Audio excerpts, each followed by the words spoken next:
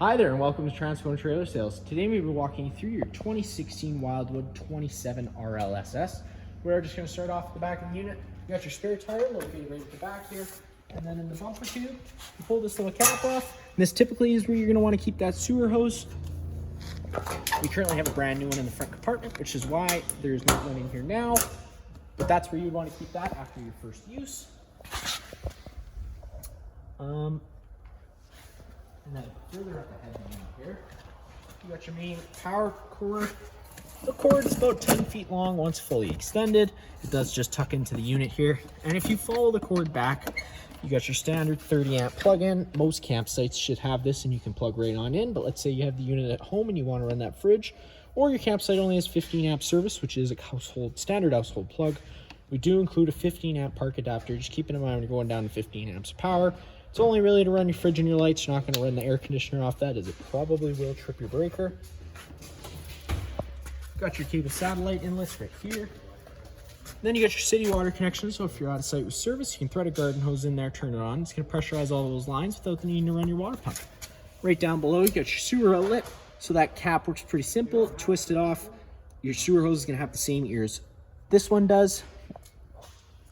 Now for your gate valve system, you got your black, which is always what you're going to want to empty first because it's your dirtiest water filled from your toilets. And then you got your gray.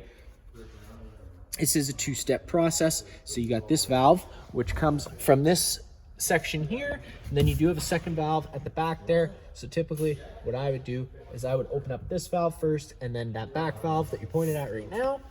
And that's how I would empty that, and just keeps things out a little bit cleaner inside the hose. This right here is just a storage compartment. Unlocks with your standard 751 key. You just get some storage inside there. It does go right through to the other side. Around the front of the unit, right up front, you got that battery box. That's where your battery's located. And underneath here, you got two propane tanks, standard barbecue style. For the normally, you get everything you need to do. You can do it right from up top here without pulling the cover right off. But for the purpose of the video, I will just slide the cover right off. You got your two 30-pound propane tanks. With the valve pointed this way, you're going to obviously be drawing off this tank. This tank, we're going to go empty. Turn this tank off. Run it over to this side, and you can draw it off this tank. You turn it on. You're just turning that knob counterclockwise all the way. Opens up the flow of propane.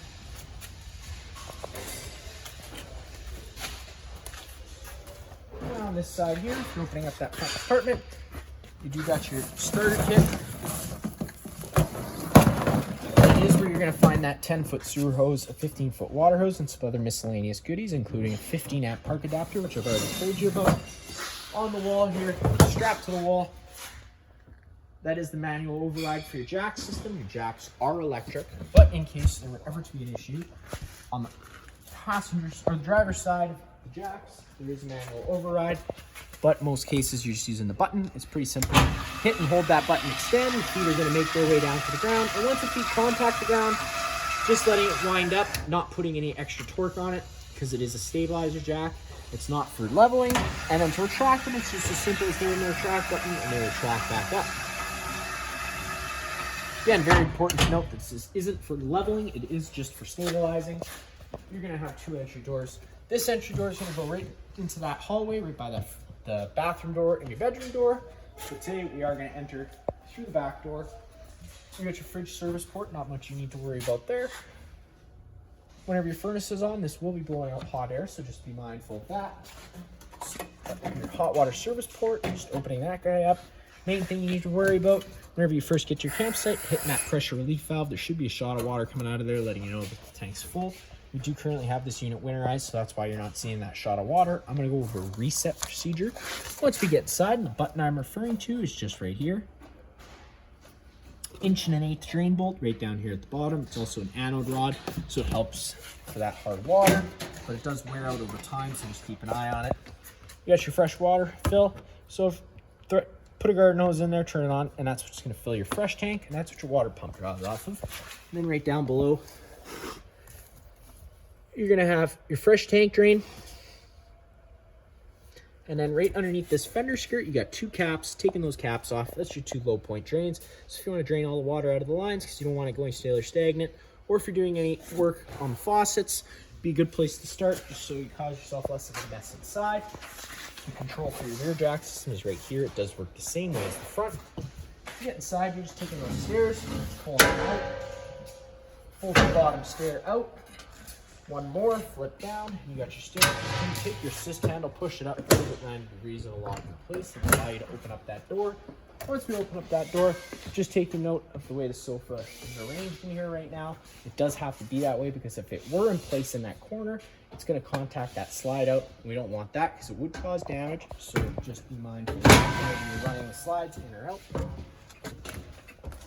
Light switch turns on this one entryway light right in the entrance. That button turns on your awning LED. To get your awning out, you're just pushing and holding the down button. The awning's going to start making its way out. Once fully extended, you're going to see the back of the metal tube and a little flap hang down. Unfortunately, today I'm not sure. We're probably not going to be able to get it out all the way, but we'll get it out enough so that you can see what I'm talking about.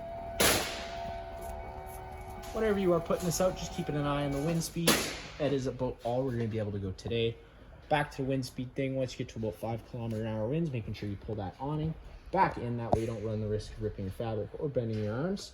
Now for start raining, you can take any arm, front or rear, right down here, right back here, just pull down on it. It's going to change the pitch of the awning head, allow water to then run off. Now if you like that angle better, because it does allow for more shade underneath, you can do the same thing with the front arm, just making sure you do push these arms back straight before you bring that awning in. And then to bring the awning in is just as simple as holding the in button. The awning will roll its way in. And once it contacts the side of the trailer, it'll automatically cut out.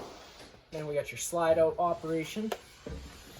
Before you ever run your slide out, always keeping an eye what's on either side of the slide, inside and out, because again, things like the shift, so even the inside can be a risk for doing that. So whenever you're running your slide out, just be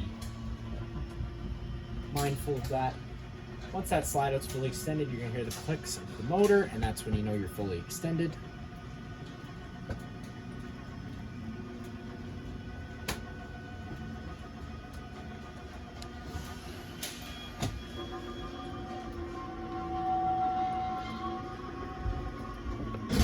And you heard the clicks, so now you're fully extended. I'm just going to move this couch out of the way. Get in. Once you're inside the unit, all the rest of the buttons are on their own buttons here, right in the center. You do have some nice storage underneath the couch. And then as an added feature, the couch does fold down into an extra sleeping space in case you have guests. And then to get it back in is just the opposite. Your dinette also does go into a bed. You're just having to remove the bottom feet from below the table. Set the tabletop inside the assigned ledges there. Then you can take your back cushions to fill in the center, and you'd have yourself another bed. All the blinds in the unit do work the same way. They just kind of sit where you leave them. The other style is this style, which is the blade household style. Pretty simple. You pull it one way, it locks it into place. You pull it another way, it's going to allow them to go down. Now into the main kitchen space. You got your microwave, which is pretty much just like home. Not much you need to worry about. I need to show you there. Then you got your light and your range hood fan. Very important, you always run the range hood fan whenever you're running your oven, because your oven does run off propane, as also as the furnace. So one thing to mention, you got your LP detector right here near the ground. If Sky were to ever start going off, it's just letting you know you're getting to worrisome levels. So you're going to want to turn off the main supply of propane at the front of the unit. Open up some windows, turn on some vents, just to ventilate it out a little bit. Up over your head whenever you're running the air conditioner. Once we get there, you have a couple different options when you're running it. You can run it with these louvers open, in which case it dumps all its air into the living space. Or you can close them, which allows to move its circulation through the ceiling ducting we have throughout the unit. And the furnace does move all its air through the floor venting you have. To get the stove to light, you're just having to push that knob in, turn it over to the high option, and hit that sparker. It does fire right on up. One thing I'll mention, it did fire up pretty quickly today. That's just because I also had the propane system running not too long ago. So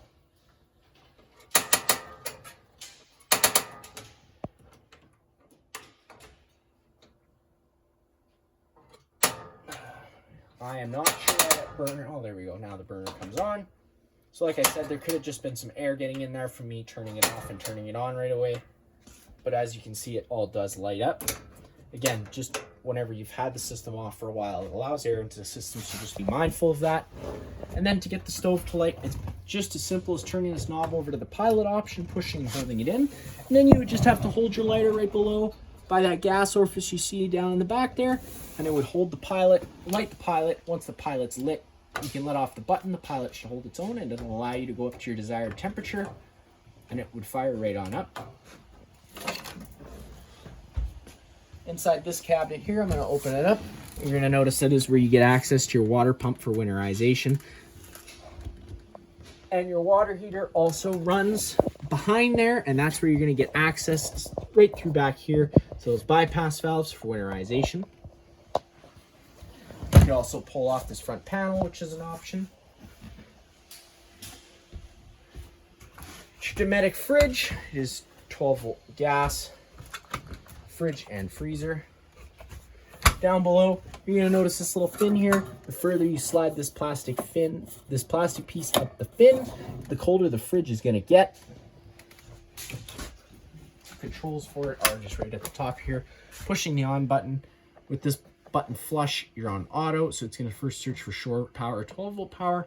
Once that's taken away, it'll automatically switch over to gas. If you want it to run solely on gas, you do just have to depress that button, and the fridge would fire up on gas. One thing I'm going to mention is, again, if you've had the propane system off, maybe just fire up the stove first to allow most of that air out, and then try firing up the fridge. It might just be a quicker process. Then you get your little entertainment area here. Got the power button for your sound system here. It is pretty much just like home, with it having a headphone jack and stuff. And then you got your A, B, and C speakers. Sorry, your A and B speakers. A is going to be inside, B is going to be outside. Mute button right beside it. You got a TV backer here, so if you were to want to mount a TV, you could do so. You also have your coax plugins. You're going to notice this little red light's on. That is just letting you know the antenna is on the roof. You can turn it on and off with the press of a button. I typically leave them on just because it does also improve radio frequency. And then right down at the bottom, you got your main fuse and breaker panel. Whenever a breaker trips, it'll sit in the middle, so you do just have to turn it off and then back on again to reset it, and all your fuses are on the right. Lots of pantry space all over here. You've got a couple light switches on the wall. One's going to do this hallway light. The other one is going to do a porch light on the other side of this door, the one I showed you earlier.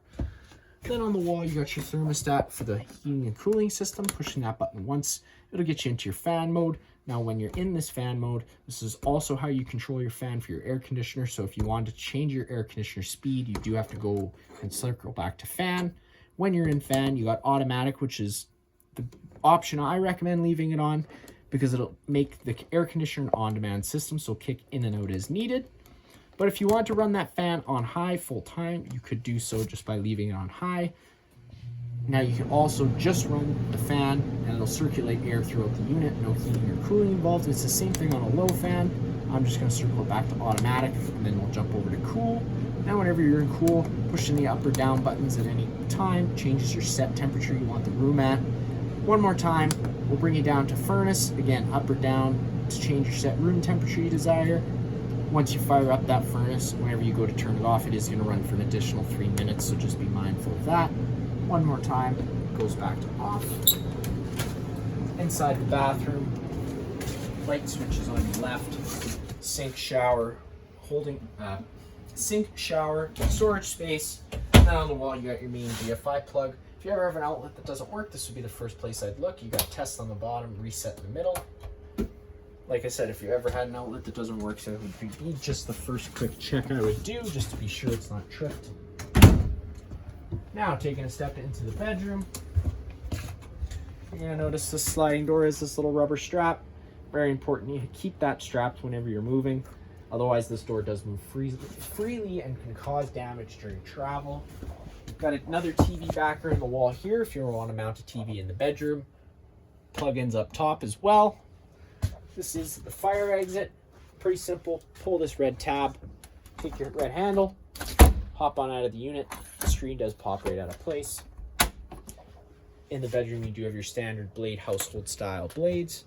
You do have a reading light above your head. Again, light button for that is on its own center push button. And then of course you do get front or storage compartment access from right here. Nice little feature. That is going to be it for this unit here. If you have any other questions, feel free to give us a call.